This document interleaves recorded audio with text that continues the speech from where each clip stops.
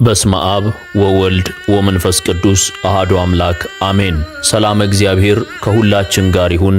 ውድ የክብራን ሚዲያ ቤተሰቦች በያላችሁበት ዛሬም እንደተለመደው በተለይ በእመቤታችን ታላቅ ክብር ዙሪያ ፕሮቴስታንቶች ያልገባቸውን የምናስረዳበትን መሰናዶ ይዘንላችሁ ብቅ ብለናል። ታዋቂው ተከራካሪ ሳም ሻሙን እመቤታችንን ቅድስት ሥላሴ በመጽሐፍ ቅዱስ እንዴት እንዳከበሯት ለአንድ ፕሮቴስታንት በዝርዝር ያስረዳበትን ቪዲዮ ነው ዛሬ ሙሉውን ወደ አማርኛ ተርጉመን ወደ እናንተ ይዘን ብቅ ያልነው። ውድ ወዳጆቻችን ለናንተ ጥቂት ደቂቃ የምትወስደው ቪዲዮን ላይክ ማድረግ እስከ መጨረሻው መመልከት በኮሜንትም ሐሳቦቻችሁን ማጋራትና ለወዳጆቻችሁ ማድረስ ለኛ በብዙ መንገድ እንድንበረታ ያደርግናልና በላይክ በኮሜንት እንድታበረቱን ለወዳጆቻችሁ እንድታጋሩልን በአክብሮት እንጠይቃለን። ለዚህ ቤት አዲስ ከሆናችሁ ክብራን ሚዲያ እንባላለን። ስለ ቤተ ክርስቲያን እናወራለን። ሰብስክራይብ አድርጋችሁ ተወዳጁንና ስለ ቤተ ክርስቲያናችን እናውራ። ሰላም እግዚአብሔር ከሁላችን ጋር ይሁን። ወደ ቪዲዮ አለፍን። የእመቤታችንን ክብር መረዳት የፈለገና በመጽሐፍ ቅዱስ ላይ የተነገረን አንድ ጥቅስ ተከትለው የእመቤታችንን ክብር ለማዋረድ የሚፈልጉ ፕሮቴስታንቶች ግራ ያጋቡት አንድ ፕሮቴስታንት ወደ ሳም ሻሙን እንደዚህ ሲል ጥያቄ ይዞ መጣ። ሳም ለዛሬ ሁለት ጥያቄዎች አሉኝ ላንተ። አንደኛው በማርያም ዙሪያ ነው። አንደኛው ደግሞ በስላሴ ዙሪያ በተለይ ጽረ ስላሴዎች እየመጡ ሲሟገቱኝ ምን ብዬ መልሳለሁ የሚለው ጉዳይ ስለሚያስጨንቀኝ ለሱ ምላሽ ለመስጠት የሚሆን ጥያቄ ነው ይዤልህ የመጣሁት። በሉቃስ ወንጌል ምዕራፍ 11 ቁጥር 27 ላይ ምናልባት ይህንን ጥቅስ በደንብ ታውቀዋለህ ብዬ እገምታለሁኝ በማለት ሲናገር ሳም ሻሙን ጣልቃ ገባና እንዲህ አለው። አዎ የሉቃስ ወንጌል ምዕራፍ 11 ቁጥር 27 ታውቀዋለሁ። ከዚህ በፊትም ሰፊ ትምህርት ሰጥቼበታለሁ። ነገር ግን አንተ በደንብ እንድትረዳው ቃል በቃል አስረዳሃለሁኝ። ምንም ችግር የለም። እሺ የሉቃስ ወንጌል ምዕራፍ 11 ቁጥር 27 እስከ 28 ጌታ ይህንንም ነገር ሲናገር ሳለ ከሕዝቡ መሃል አንዲት ሴት ጮክ ብላ ብሎ ሳም ሻሙን ሊቀጥል ካለ በኋላ አንዳች የሚሰራው ስራ ኖሮት ካሜራውን ማጥፋት ፈለገና ይቅርታ ወንድሜ ድምጼን ትሰማዋለህ ብዬ ተስፋ ስለማደርግ ለጥቂት ደቂቃዎች ካሜራውን ማጥፋት ይኖርብኛል ይልና ያስፈቅደዋል። ጠያቂው ፕሮቴስታንትም መስማማቱን ይገልጽለታል። ሳም ሻሙንም እንዲህ በማለት ይቀጥላል። መጽሐፍ ቅዱስህን በእጅህ ላይ አድርግ። የሉቃስ ወንጌል ምዕራፍ 11 ከቁጥር 27 እስከ 28 ድረስ የውላችሁ እሱ ሊል የፈለገው ጥቅስ እንዲህ የሚለው ነው። ይህንም ሲናገር ከሕዝቡ አንዲት ሴት ድምጿን ከፍ አድርጋ የተሸከመችህ ማኅፀንና የጠባሃቸው ጡቶች ብፁዓን ናቸው አለችው። እርሱ ግን አዎን ብፁዓንስ የእግዚአብሔርን ቃል ሰምተው የሚጠብቁት ናቸው አለ የሚለውን ነው እሱ ማንሳት የፈለገው። ልክ ነኝ በማለት ጠያቂውን ፕሮቴስታንት ይጠይቀዋል። ጠያቂው ፕሮቴስታንትም ልክ ነኝ ይህንን ነው ማንሳት የፈለግኩት በማለት ይመልስለታል። ይህን ጊዜ ሳም ሻሙን የውልህ እኔም ጸረ ካቶሊክና ጸረ ኦርቶዶክስ በነበርኩበት ዘመኔ እመቤታችን ቅድስት ድንግል ማርያም ክርስቶስን ከመውለድ ውጪ ከኛ የተለየ ምንም ነገር የላትም፣ ከኛ ልዩ የሚያደርጋት ነገር የለም ብዬ ለመከራከርና የእርሷን ክብር ዝቅ ያደርግልኛል ብዬ ከምጠቅሳቸው ጥቅሶች መካከል አንዱ ይሄ ነበር። ዛሬ ግን እውነታው ገብቶኛል። የገባኝን ላስረዳ። አሁን የመጀመሪያ ጥያቄ እኛ ቅዱስ መንፈሱና ክርስቶስ ኢየሱስ እርስ በርሳቸው ይቃረናሉ ብለን አናምንም አይደል ብሎ ጠየቀው። ጠያቂው ፕሮቴስታንትም አዎ ሲል መለሰ። ከዚያ ሳም ሻሙን አስከተለና በጣም ጥሩ እንዲያ ካልን ዘንዳ አሁን ወደ መጽሐፍ ቅዱስህ ትሄድና የሉቃስ ወንጌል ምዕራፍ 1 ከቁጥር 39 እስከ 56 ድረስ ያለውን ቀስ ብለህ ታነብልኛለህ። ሉቃስ 1 ከ39 እስከ 56 ድረስ። መቼም ቅዱስ መንፈሱና ክርስቶስ ኢየሱስ እርስ በርሳቸው የሚቃረኑ ነገሮችን አይናገሩም ብለን በሚለው ጉዳይ ላይ ተስማምተናል አይደል? አዎ ተስማምተናል። ከዚያ ፕሮቴስታንቱ ማንበብ ሊጀምር ጥቅሱ ግራ ገባው። ሉቃስ 39 ቁጥር 1 ነው ያልከኝ? ይህን ጊዜ ሳም ሻሙን የሉቃስ ወንጌል ምዕራፍ 1 ከ39 እስከ 56 ድንገት መልስ የተገለጠበት የሚመስለው ፕሮቴስታንቱ አሁንም ጥቅሱን ያምታታል። ሉቃስ 1 ከ39 እስከ 46 ነው ያልከኝ ይላል። አሁንም ሳም ሻሙን ያስተካክለዋል። የሉቃስ ወንጌል ምዕራፍ 1 ከ39 እስከ 56። ጠያቂውም ከ39 እስከ 56 ነው እንዴ ያልከኝ? በጣም በጣም ጥሩ እሺ በማለት እንደሚከተለው ማንበብ ይጀምራል። የሉቃስ ወንጌል ምዕራፍ 1 ከቁጥር 39 ጀምሮ። ማርያምም በዚያ ወራት ተነስታ ወደ ተራራማው አገር ወደ ይሁዳ ከተማ ፈጥና ወጣች። ወደ ዘካርያስም ቤት ገብታ ኤልሳቤጥን ተሳለመቻት። ኤልሳቤጥም የማርያምን ሰላምታ በሰማች ጊዜ ጽንሱ በማኅፀኗ ውስጥ ዘለለ። በኤልሳቤጥም መንፈስ ቅዱስ ሞላባት። በታላቅ ድምፅም ጮኻ እንዲህ አለች፣ አንቺ ከሴቶች መካከል የተባረክሽ ነሽ፣ የማኅፀንሽም ፍሬ የተባረከ ነው። ይህን ጊዜ ሳምሻሙን አቋረጠውና ኦኦ ሂውስተን እዚህ ጋር መቆም አለብን። ኤልሳቤጥ በምን ተሞላች ይለናል ሉቃስ? ፕሮቴስታንቱ የሚለው አጥቶ ተንተባተበ። ቀጠለና ደግሞ ጠየቀው ሳምሻሙን፣ ኤልሳቤጥ በምን ተሞላች ይለናል? ጠያቂውም ማስተካክሎ መለሰ፣ በመንፈስ ቅዱስ ተሞላች ይለናል። ስለዚህ ኤልሳቤጥን አንቺ ከሴቶች መካከል የተባረክሽ ነሽ፣ የማኅፀንሽን ፍሬ ብሩክ ነው እንድትል ያደረጋት ማን ነው? ጠያቂው ፕሮቴስታንት እግዚአብሔር ብሎ መለሰ። ይህን ጊዜ ሳምሻሙን ልክ ነው እግዚአብሔር ነው፣ ግን አካላዊ ስሙ ማን ነው? ይህን ጊዜ ፕሮቴስታንቱ ቀስ ብሎ እንደገና ደግሞ ያነበበውን ጥቅስ ማንበብ ጀመረ። ሳምሻሙንም ተመለስና አንብበው ግድ የለህም አለው። ከዚያም ይሄው ጠያቂ ጆናታን ሂውስተን እየተባለ ፕሮቴስታንት ማንበብ ጀመረ። ኤልሳቤጥም በመንፈስ ቅዱስ ተሞልታ እንደዚህ ስትል ጮኸች። ከዚያ ሳምሻሙን እንደዚህ ብላ እንድትጮህ ያደረጋት ማን ነው ሲል ጠየቀው። ይህን ጊዜ ጠያቂው ፕሮቴስታንት እንደዚህ አለ፣ መንፈስ ቅዱስ። ሳምሻሙንም አሁን በትክክል አግኝተኸዋል እና መንፈስ ቅዱስ ከክርስቶስ ቃል ተቃረነ እያልከኝ ነው? ይህን ጊዜ ፕሮቴስታንቱ ኧረ በፍጹም አለ። ሳምሻሙን ቀጠለ፣ ነገር ግን እኮ ቅድም ስናነብ ሉቃስ ወንጌል ምዕራፍ 11ን ኢየሱስ ለዚያች ሴት ሲመልስላት የተባረኩስ የእግዚአብሔርን ቃል ሰምተው የሚፈጽሙት ናቸው ብሏት ነበረ። እስኪ እዚች ጋር ያዝ እናደርገው። እግዚአብሔር መንፈስ ቅዱስ ደግሞ ኤልሳቤጥን አነሳስቶ በእርሷ ላይ ተሞልቶ እመቤታችን ወደ እሷ ስትመጣ አንቺ የተባረክሽ ነሽ፣ የማኅፀንሽን ፍሬ የተባረከ ነው እንድትል አድርጓታል። ይሄ ብቻ እንዳይመስልህ፣ መጥምቁ ዮሐንስ በእናቱ ማኅፀን ውስጥ እንዳለ የእመቤታችንን ድምፅ ሲሰማ በማኅፀን ውስጥ የዘለለውን በመንፈስ ቅዱስ ሥራ ነው። ቀጥሎ ያለውን ክፍል አንብበውና ታገኘዋለህ።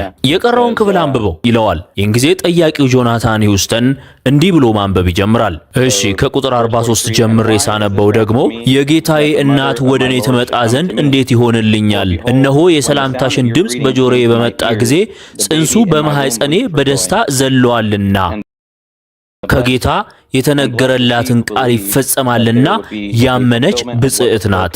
ይህም ብሎ ማንበብ ሲያቆም ሳምሻሙን እንዲህ ይለዋል። በጣም ጥሩ። አሁን ያነበብከውን በታትነን እንመልከተው። አይደለም ሌላ በማኅፀኗ ያለው ጽንስ ሳይቀር የጌታውን እናት ድምፅ በመስማት ከተፈጠረበት ደስታና ሐሴት በመነሳት በማኅፀኗ ውስጥ ዘሏል። ኤልሳቤጥ ደግሞ የጌታዋ እናት ወደ እሷ ትመጣ ዘንድ ለእሷ እንደማይገባ አምናን የተናገረችው። ይሄ ብቻ እንዳይመስልህ፣ ከሁሉ በላይ ያመነች ብፅዕት ናት ብላታለች። እመቤታችን አምላክ ሊፈጽም ያለውን ቃሉን ስለተቀበለች ቃሉን አምና ተቀብላለች። ቃሉን አምና መቀበል ብቻ አይደለም፣ ከስጋዋ ስጋን ከደሟ ደምን እንዲወስድ ፈቅዳለች። ክርስቶስን በማኅፀኗ ተሸክማለች። ስለዚህ ሁሉን ቻይ የሆነውን አምላክ በምሉዕነቱ በማኅፀኗ መሸከሟ እጥፉን የተባረከች እንድትሆን አድርጓታል። ይህን ጊዜ ፕሮቴስታንቱ እውነትህን ነው አለው። ይህን ጊዜ ሳምሻሙን እዚህ ጋር የሚያበቃ እንዳይመስልህ፣ ምክንያቱም እመቤታችን ገና እሷ ደግሞ ትናገራለች። አሁን ከቁጥር 46 እስከ 56 ያለውን አንብብልኝ። ከዚያም እንዲህ በማለት ፕሮቴስታንቱ ማንበብ ይጀምራል። ማርያምም እንዲህ አለች፣ ነፍሴ ጌታን ታከብረዋለች፣ መንፈሴም በአምላኬ በመድኃኒቴ ሐሴት ታደርጋለች፣ የባሪያይቱን ውርደት ተመልክቷልና፣ እነሆም ከዛሬ ጀምሮ ትውልድ ሁሉ ብፅዕት ይሉኛል። ይህን ጊዜ ሳምሻሙን ጣልቃ ገባና እስከዚህ ዘመን ድረስ እመቤታችንን ብፅዕት እያሉ እያመሰገነው ያለው ትውልድ የትኛው ነው በማለት ፕሮቴስታንቱን ጠየቀው። ፕሮቴስታንቱ ጆናታን ያለፈውም የሚመጣውም ትውልድ ማለት ይሆን በማለት መለሰለት። ሳምሻሙን ጥያቄውን ደግሞ እንዲህ ሲል አስከተለ።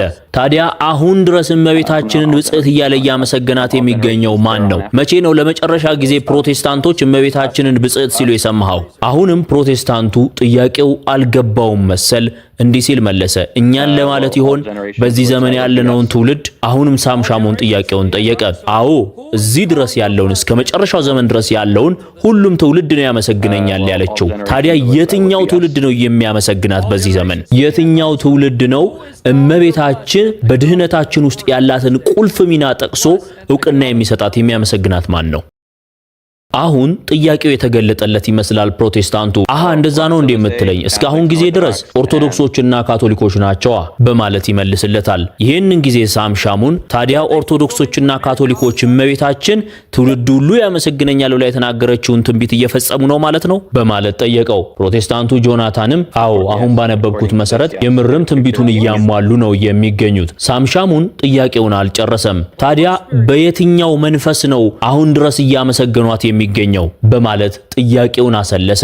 ጠያቂው ፕሮቴስታንትም እነሱ በመንፈስ ቅዱስ ነው እመቤታችንን እያመሰገነ ያሉት ብሎ አመነ። ደስ ይበላችሁ ኦርቶዶክሳውያን፣ እኛ እመቤታችንን የምናመሰግነው ክንደ ቅድስት ኤልሳቤጥ መንፈስ ቅዱስ አዞን ነው። ትውልድ ሁሉ እመቤታችንን የሚያመሰግነው መንፈስ ቅዱስ ሲሞላበት ነው። መንፈስ ቅዱስ ከራቀ እመቤታችንን ልታመሰግን አትችልም። ከፕሮቴስታንቱ አፍ ይህንን መልስ የሰማው ሳም ሻሙን እንደዚህ ሲል ጥያቄ ያስከተለለት። ታዲያ ፕሮቴስታንቶችስ የትኛው መንፈስ እየመራቸው ነው እመቤታችንን የሚነቅፉት? በልጇ በጌታዋ የተሰጣትን ክብሯን ሊነጥቁ የሚሞክሩት የትኛው መንፈስ እየመራቸው ይመስልሃል? ምክንያቱም እመቤታችን ራሷ ትውልድ ሁሉ ቤተክርስቲያናት ሁሉ ያመሰግኑኛል ብላለች። አሁን ላይ ይህንን የእመቤታችንን ምስጋና የምታገኘው ምናልባት በኦርቶዶክሳውያንና በካቶሊኮች ብቻ ነው። በፕሮቴስታንቲዝም ውስጥ በፍጹም እንዲህ አይነት ነገር አታገኝም። በሁለተኛ ደረጃ በቅድስት ኤልሳቤጥና በመጥምቁ ዮሐንስ ውስጥ የሞላው ቅዱስ መንፈስ እመቤታችን ገና ወደ ቤታቸው ስትገባ በደስታና በሐሴት እንዲሞሉ ያደረጋቸው መንፈስ ነው። በሌላ በኩል ፕሮቴስታንቶች ደግሞ እርሷን በአደባባይ መናገር፣ መንቀፍና ማዋረድ ብለው የሚያስቧቸውን ነገሮች ሁሉ መናገር ለእግዚአብሔር ውለታ እንዳደረጉለት ነው የሚቆጥሩት። ይህን ጊዜ ፕሮቴስታንቱ እንደዚህ አለ።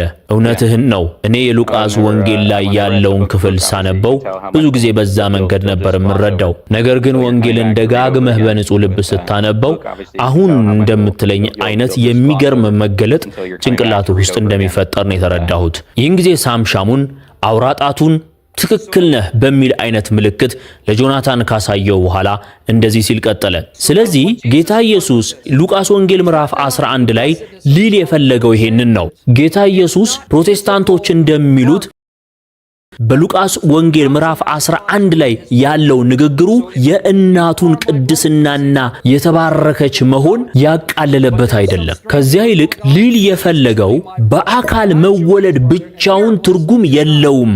ዋናው ትርጉሙ የእግዚአብሔርን ቃል መፈጸም ላይ ነው።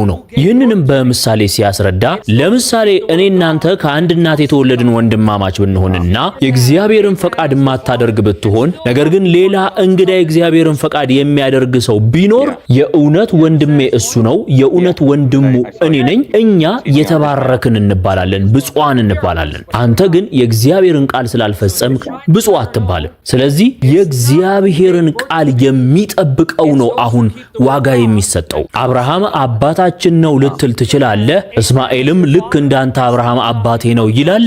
ነገር ግን የእግዚአብሔርን ቃል ካልፈጸምክ የእግዚአብሔር ቃል ኪዳን አካል አትሆንም። ልክ እስማኤል ከእግዚአብሔር ቃል ኪዳን እንደወጣው ማለት ነው። በዚያው በተመሳሳይ መጽሐፍ ላይ እመቤታችን ማርያም የጌታን የኢየሱስን መስፈርት አሟልታለች። የእግዚአብሔርን ቃል የሚሰሙና የሚፈጽሙ የሚለውን እመቤታችን ከእግዚአብሔር የመጣላትን ቃል ሰማች፣ ተቀበለችው ሙሉ በሙሉ። ይህን ጊዜ የተባረከች ናት፣ ምክንያቱም መስፈርቱን አሟልታለች። ከዚያ በእጥፍ ከኛ በተለየ ሁኔታ ከሴቶች መካከል በተለየች ሁኔታ የተባረከች የሆነችው ደግሞ በምንድነው? ያንን ሁሉን ቻይ የሆነውን አምላክ ከነሙሉነቱ በማህፀኗ ተሸከመችው። ከስጋዋ ስጋን ነሳ፣ ከደሟ ደምን ነሳ፣ ከአጥንቷ አጥንትን ወሰደ። ይሄ ከኛ ሁሉ ተለይታ በእጥፍ የተባረከች እንድትሆን ያደርጋታል። ይህን ጊዜ ጠያቂው ፕሮቴስታንት እውነትህን ነው፣ እዚህ ቁጥር 46 ጀምሮ ያለውን ስታየው እመቤታችንን ትውልድ ሁሉ ያመሰግናታል የሚለው ቃል በብዙ መንገድ እየተፈጸመ እንዳለ የምናየው በኦርቶዶክስ ዘንድ ነው። ይህን ጊዜ ሳምሻሙን ጣልቃ ገባና በጣም ትክክል፣ እነዚህ አብያተ ክርስቲያናት እመቤታችን ትውልድ ሁሉ ያመሰግነኛል ብላ የተናገረችውን የትንቢት ቃል እየፈጸሙ ነው። ምክንያቱም እግዚአብሔር የስግው ቃል እናት እንድሆን መርጦኛልና አክብሮኛልና የዓለማቱን ፈጣሪ እግዚአብሔር በማህፀኔ እንድሸከም መርጦኛልና ከስጋዬ ስጋን ይነሳ ዘንድ ወዷልና ስለዚህ ትውልድ ሁሉ ያመሰግኑኛል አለች። በጥንታውያን አብያተ ክርስቲያናት ይህ ትንቢት እየተፈጸመ ነው፣ ነገር ግን ይህ በፕሮቴስታንት ውስጥ የለም በማለት ሳምሻሙን ንግግሩን አጠቃለለ። ፕሮቴስታንቱም እጅግ የተገረመበት ትምህርት መሆኑን አምኖ ጥያቄውን ጨርሶ ተሰናበተ። ውድ የክብራን ሚዲያ ቤተሰቦች ለሰዓቱ ያዘጋጀንላችሁ ይኸው ነው። አብራችሁን ስላላችሁ እጅግ አድርገን እናመሰግናለን። እግረ መንገዳችሁን ቪዲዮን ላይክ እያደረጋችሁ በኮሜንት ሐሳባችሁን እያጋራችሁ ለወዳጆቻችሁ እያደረሳችሁ እንድታግዙን የአክብሮት ጥሪያችንን አቀረብን። ክብራን ሚዲያ እንባላለን። ስለ ቤተ ክርስቲያን እናወራለን። ስለ ቤተ ክርስቲያን ማውራት የሚወድ ሁሉ ሰብስክራይብ እያደረገ ሊወዳጀን ይችላል። ሰላም እግዚአብሔር ከሁላችን ጋር ይሁን። ይቆየን።